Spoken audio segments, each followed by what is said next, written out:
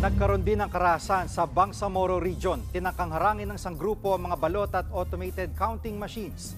Live mula sa kampo ng militar sa Dato Odin Sensuat sa Maguindanao del Norte.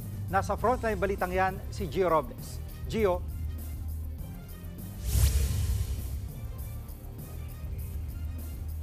Gigi, pinag-aaralan na ng COMELEC na sampahan ng kaso ang mga bumarikada para higit 6 na oras maantala ang delivery ng mga opisyal na balota at automated counting machine sa mga presinto dito sa Dato Odin Sensuat.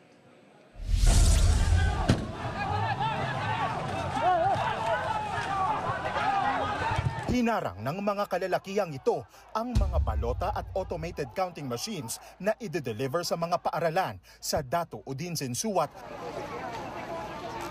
Naantala tuloy ng 10 oras ang pagsisimula ng botohan sa maraming polling precincts kahapon. Maituturing itong election offense ayon sa batas. Kaya ito ang isa sa mga tututukan ng COMELEC. We will study what happened kasi right now di ba wala pa tayong buong picture kung ano nangyari, what happened before yung nangyaring barikada and anong nangyayari nung nagbabarikada. So magkakaroon ng investigation siguro o ano, then we will determine if kailangan may managot. Bago yan, madaling araw pa lang bago ang botohan nang binarikadahan ang munisipyo ng supporters ng tumatakbong alkalde, kaugnay sa mga guro na magsisilbing electoral board imbes na mga pulis.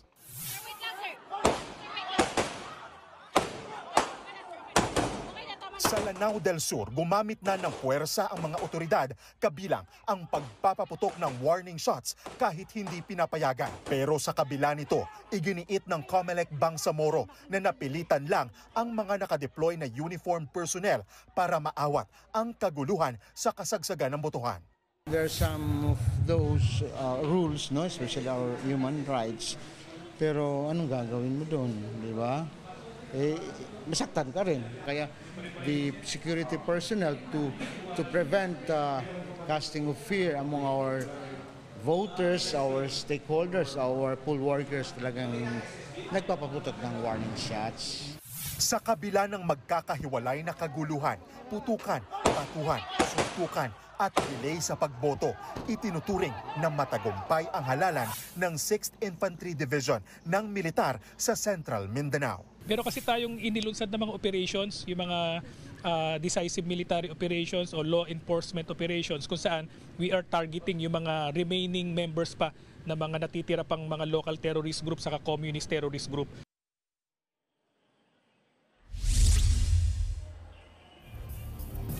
Bago mag-alas 3 ngayong hapon nang iproklama ang pinakaunang halal na gobernador at vice-gobernador ng Maguindanao del Sur, sina Dato Ali Middembang at Hisham Nando. 2022 nang hinati ang Maguindanao sa dalawang probinsya, ang Maguindanao del Sur at Maguindanao del Norte matapos ang idinaos na plebisito. Sa ngayon naman ay Gigi, binabantayan naman natin yung proklamasyon ng mga nanalong gobernador at vice-gobernador dito sa canvassing, sa venue ng canvassing para naman po sa Maguindanao del Norte. Clarify ko lang po na parehong venue o dito mismo sa kampo ng militar. Ito ang Camp Shonk dito po sa may 6th Infantry Division. Idinaos ngayon yung canvassing para masiguro nga yung seguridad at mapayapang bilangan. Gigi. Anong priority na gagawin ng unang gobernador at vice-gobernador ng Maguindanao del Sur? Nakapanayam nga natin sila, Gigi, kanina at yung pinaka-priority nila ngayon bilang bagong halal o pinakaunang halal na gobernador at vice-gobernador ay ang peace and order, kapayapaan at yung pagkakaisa nga ng kanilang mga nasasakupan dito sa Maguindanao del Sur. Gigi. Maraming salamat, Gio Robles.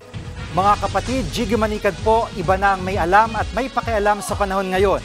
Para sa konkreto, kumpleto at komprehensibong balitaan sa Frontline, mag-follow at mag-subscribe sa social media pages ng News 5.